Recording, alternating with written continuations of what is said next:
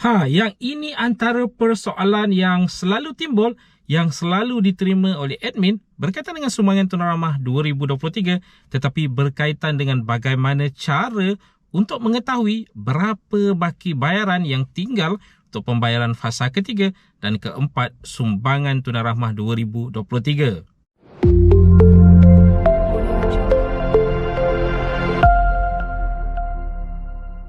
Assalamualaikum, salam sejahtera. Jumpa lagi di channel Heruan Nabi. Okay guys, kepada mereka yang belum lagi subscribe ke channel ini, jangan lupa tekan pada butang subscribe, tekan juga pada butang loceng.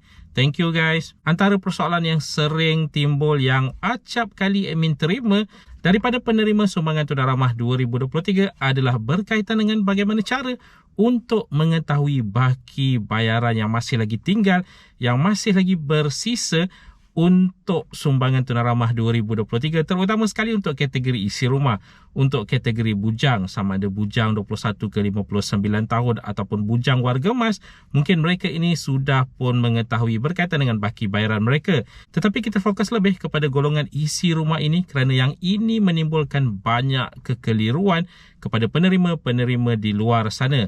Okay, seperkara yang harus diingatkan, untuk kategori isi rumah ada dua kategori yang berlainan. Ingat tu, ada dua kategori yang berlainan kerana sebelum ini banyak persoalan timbul. Banyak yang membuat bising mengatakan, kenapa saya terima amount sebegini, kenapa saya terima amount sebegitu. Walhal kalau diikutkan jadual, saya sepatutnya menerima amount sebegini. Tetapi harus diingatkan seperti yang diberitahu sebentar tadi, ada dua kategori yang berlainan untuk kategori isi rumah ini. Kadang-kadang anda merasakan anda berada di kategori yang satu ini, tetapi sebenarnya anda telah pun diletakkan di dalam kategori yang berlainan. Kedua kategori yang berlainan itu adalah mengikut pendapatan isi rumah. Okey, bila kita mengatakan pendapatan isi rumah, ini bermakna ianya pendapatan gabungan antara suami dan isteri yang tinggal dalam satu rumah. Katakanlah suami pendapatannya RM1,000, isteri pendapatannya RM1,500, bermakna jumlah keseluruhan pendapatan isi rumah tersebut adalah RM2,500.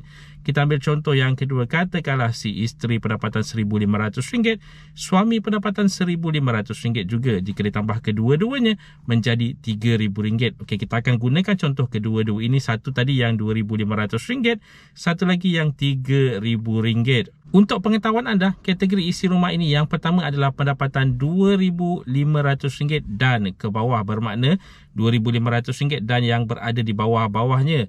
Yang kedua adalah pendapatan di antara RM2,501 ke RM5,000. Okey, beza amount yang bakal diterima di antara kedua-dua kategori ini adalah separuh sebenarnya.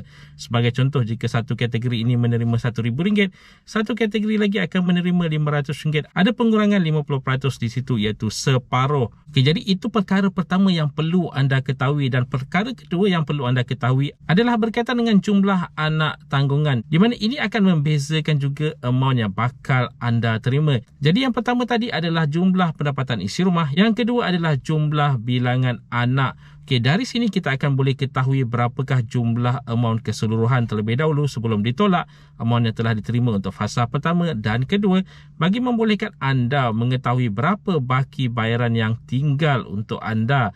Okey, kita ambillah contoh yang pertama tadi, kategori pendapatan RM2,500 ke bawah. Yang pertama tadi pendapatannya RM2,500.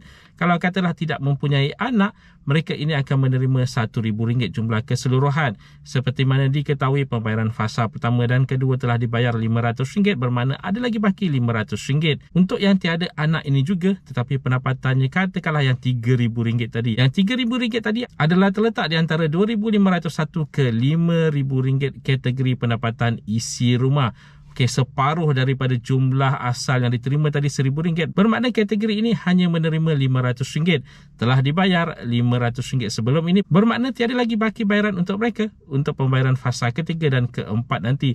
Begitu juga dengan seterusnya untuk yang mempunyai satu ke dua orang anak, RM1,500 untuk pendapatan RM2,500 ke bawah. Separuh daripada itu untuk kategori RM2,501 ke RM5,000 hanya menerima RM750. Kategori 3 ke 4 orang anak yang pertama tadi pendapatan RM2,500 ke bawah menerima RM2,000. Yang kategori lagi satu menerima separuh daripada itu iaitu RM1,000.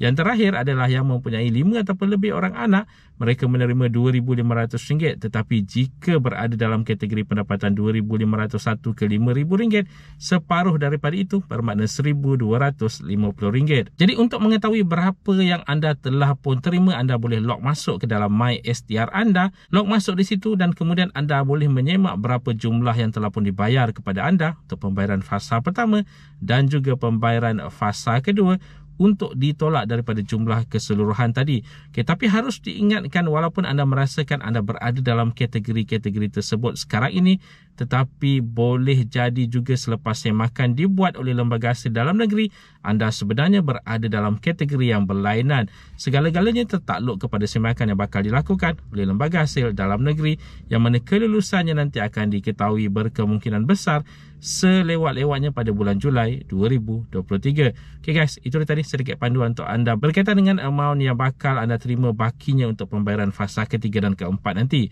Jika anda ada sebarang komen, sebarang pertanyaan, anda boleh tinggalkan di ruangan komen di bawah. Dan kepada mereka yang belum lagi subscribe ke channel ini, jangan lupa tekan pada butang subscribe, tekan juga pada butang loceng. InsyaAllah kita berjumpa lagi di video yang akan datang. Stay safe, stay healthy. Assalamualaikum.